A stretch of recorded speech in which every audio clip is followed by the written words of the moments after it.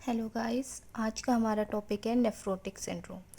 पहले हम समझेंगे कि नेफ्रोटिक सिंड्रोम होता क्या है। नेफ्रोटिक सिंड्रोम जैसे कि नेम से ज़ाहिर होता है, नेफ्रोटिक नेफ्रोटिक नेफ्रॉन को शो करता है। और नेफ्रॉन हमारी क्या है, किडनी की फंक्शनल यूनिट, जिससे हमारी किडनी बनी हुई है। तो हमारे पास ये डिज़ीज़ क्या है, ये डिज़ीज़ हमारी किडनी से रिलेटेड है। तो अब हम इसको रीड करते हैं। नेफ्रोटिक सिंड्रोम हमारे पास क्या है, किडनी का डिसऑर्डर है जिसमें हमारी किडनी जो होगी वो डैमेज हो जाएगी।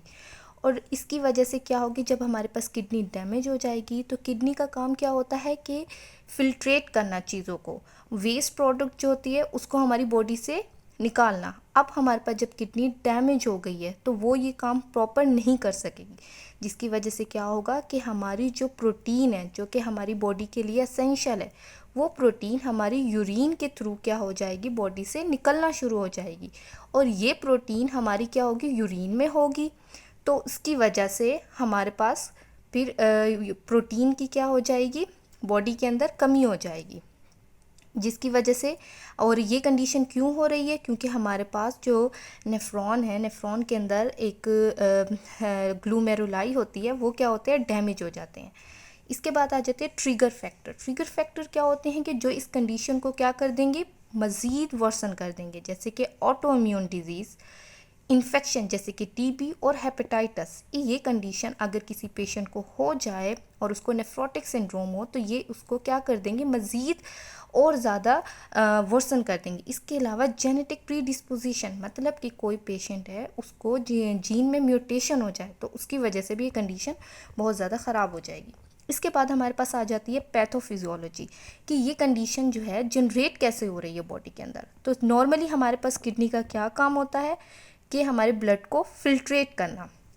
किडनी के अंदर हमारे पास क्या होती है, किडनी का जैसे कि हमने स्ट्रक्चर पढ़ा है कि जिसमें बोमेन कैप्सूल होता है, ग्लूमेरुलाई होती है। तो हमारे पास क्या होती है, कैपिलरीज जो ग्लूमेरुलाई होते हैं। इन जिन कैपिलरीज को हम क्या कहते हैं, ग्लूमेरुलाई। ये ग्लूमेरुलाई नॉर्मली क्या कर रही होती हैं कि ये प्रिवेंट करती हैं कि जो लार्जर मॉलिक्यूल है जैसे कि प्रोटीन, कि ये हमारे पास ना हो, यूरिन के अंदर ना जाए। इनको क्या कहते हैं, नॉर्मली हमारी किडनी जो कि हेल्दी किडनी होगी वो इसको प्रिवेंट करेगी। अब इन केस नेफ्रोटिक सिंड्रोम किसी को हो गया जिसमें किडनी डैमेज हो गई है, तो उसमें क्या होगा कि ग्लूमेरुलाई क्या हो जाएगी, डैमेज। और डैमेज होने की वजह से फिल्ट्रेशन मैकेनिज़्म क्या हो जाएगा, वो हो जाएगा थोड़ा ख़राब हो जाएगा, जिसकी वजह से क्या होगा, प्रोटीन, स्पेशली कौन सी प्रोटीन, एल्ब्यूमिन। ये एल्ब्यूमिन प्रोटीन क्या होगी, हमारी यूरिन में आना शुरू हो जाएगी, जिसको हम कहेंगे प्रोटीन यूरिया। कि यूरिन के अंदर अगर हमारे पास प्रोटीन प्रेजेंट हो तो उसको प्रोटीन यूरिया कहते हैं। अब एल्ब्यूमिन क्या है, एल्ब्यूमिन जो होती है ना, ये ऐसी प्रोटीन होती है जो कि हमारी बॉडी के अंदर जो वेसल्स हैं, कैपिलरीज हैं, उनके अंदर जो वाटर है उसको क्या करती है, मेंटेन रखती है कि वो कैपिलरीज के अंदर, वेसल्स के अंदर ही रहे, जिसको हम कहते हैं ऑनकोटिक प्रेशर। अब जैसे कि नेफ्रोटिक सिंड्रोम हुआ, उसके अंदर हमारे पास एल्ब्यूमिन जो है वो बॉडी से निकल गई, वो चली गई यूरिन के थ्रू, तो पीछे ब्लड के अंदर क्या होगा, एल्ब्यूमिन की क्या हो जाएगी, कमी। जब एल्ब्यूमिन बॉडी के अंदर कम है तो ऑनकोटिक प्रेशर जो है वो मेंटेन नहीं रह सकेगा। जब ऑनकोटिक प्रेशर मेंटेन नहीं रहेगा तो हमारे पास फ्लूइड जो होगा वो वेसल से निकल के नियर बाई टिश्यूज़ जो हैं उनमें चला जाएगा, और टिश्यूज़ में जाके वो क्या कॉज कर देगा, एडीमा। और ये किन किन एरिया पे सबसे पहले कॉज करेगा, जैसे कि फेस में किसके, आई के करीब, ऑर्बिटल्स के करीब, लेग में और एंकल में। इसके बाद क्या होगा कि जब हमारी बॉडी के अंदर प्रोटीन एल्ब्यूमिन की कमी हो गई है, ब्लड के अंदर नहीं है, तो उसकी वजह से क्या होगा, लीवर इसको क्या कर लेगा, डिटेक्ट करेगा, लीवर रिस्पॉन्ड करेगा। क्या करेगा लीवर, कि लीवर जो है वो हमारी बॉडी की हेल्प करने की कोशिश करेगा, लेकिन हेल्प करने की बजाय वो उल्टा नुकसान कर देगा। किस तरह से, कि लीवर जो होगा वो प्रोटीन नहीं है तो वो प्रोटीन बनाने की कोशिश करेगा।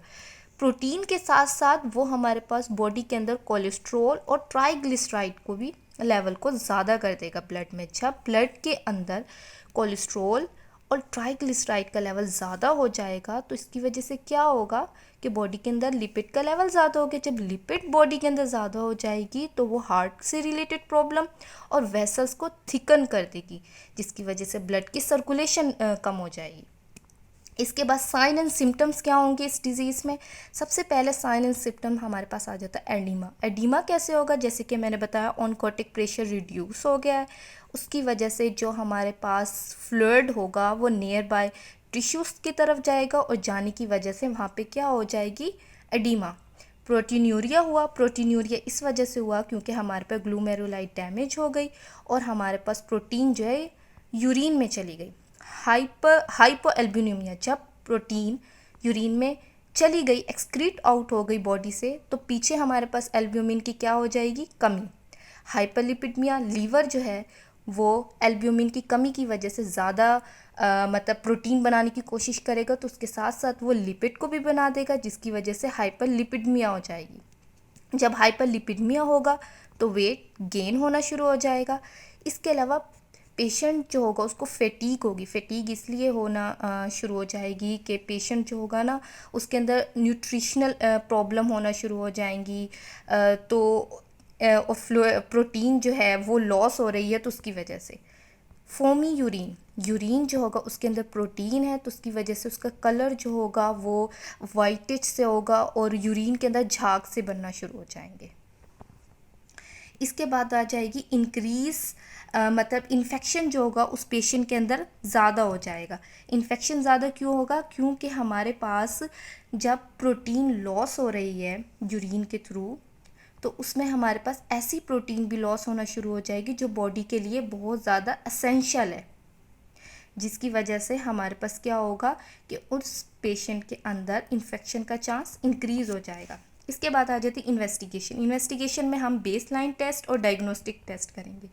बेसलाइन टेस्ट क्या होते हैं कि जो हम ट्रीटमेंट स्टार्ट करने से पहले जो डॉक्टर टेस्ट वगैरह रेकमेंड करते हैं पेशेंट को, वो बेसलाइन टेस्ट है, जिसमें ग्लूमेरुलर फिल्ट्रेट रेट चेक करेंगे, सीरम यूरिया टेस्ट और इलेक्ट्रोलाइट टेस्ट।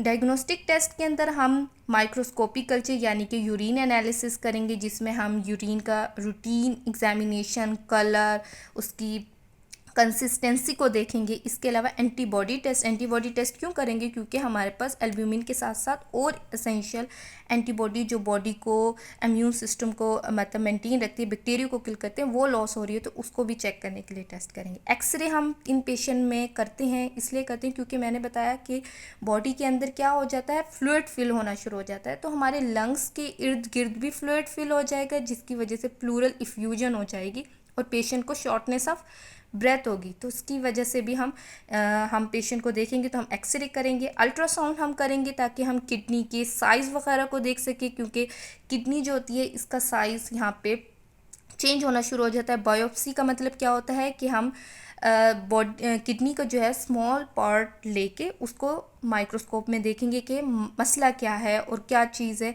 वो चीज़ देखेंगे, तो उसको बायोप्सी। इसके अलावा मैनेजमेंट आ जाती है। मैनेजमेंट ऐसे ही है, जो हमने सिम्टम्स पढ़े हैं उन्हीं के अकॉर्डिंग हम इसकी मैनेजमेंट करेंगे। जैसे कि एडिमा है, एडिमा को कंट्रोल करने के लिए हम क्या करेंगे? डायूरेटिक्स देंगे और सोडियम, जिस भी खाने की चीज़ें जिसमें नमक वगैरह है, हमने पेशेंट को वो मना कर देना कि वो नहीं लेना, ठीक है, क्योंकि सोडियम जहाँ होगा वहाँ पानी होगा, वहाँ पानी होगा तो और ज़्यादा एडिमा बढ़ेगा।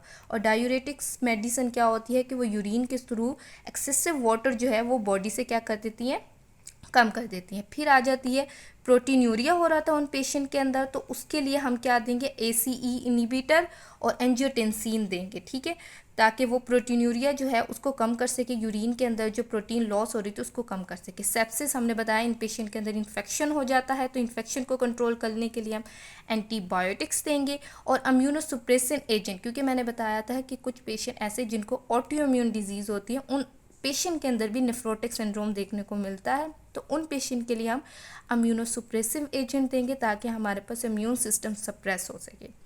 डायबिटीज़ कंट्रोल, हम पेशेंट, अगर कोई पेशेंट है जिसको डायबिटीज़ है और उस डायबिटीज़ की वजह से उसको डायबिटिक नेफ्रोपैथी हो गई है कि high level of glucose kidney को डैमेज कर रहा है, तो उसको ठीक करने के लिए हम क्या करेंगे, सबसे पहले हमने डायबिटीज़ कंट्रोल करना होगा। जब हम डायबिटीज़ कंट्रोल करेंगे तो किडनी के अंदर जो डैमेज हो रहा है और उसकी वजह से जो नेफ्रोटिक सिंड्रोम हो रहा है उसको हम ट्रीट कर सकेंगे। फ्रीक्वेंट रिलैप्स का मतलब ये होता है कि इन पेशेंट के अंदर ये होता है कि हमने मेडिकेशन दी, ट्रीटमेंट दिया, पेशेंट ठीक हुआ, लेकिन अगेन उसके अंदर वो सिम्टम जो है प्रोटीनूरिया की, एडिमा के वापस आ गए। तो उस रिलैप्स को जो अगेन आ जाता है रोकने के लिए हम क्या देंगे, प्रिडनिसोलोन।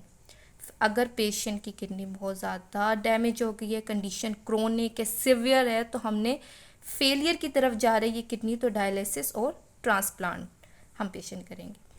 ठीक है, आई होप कि आपको ये सारा लेक्चर समझ आ गया होगा।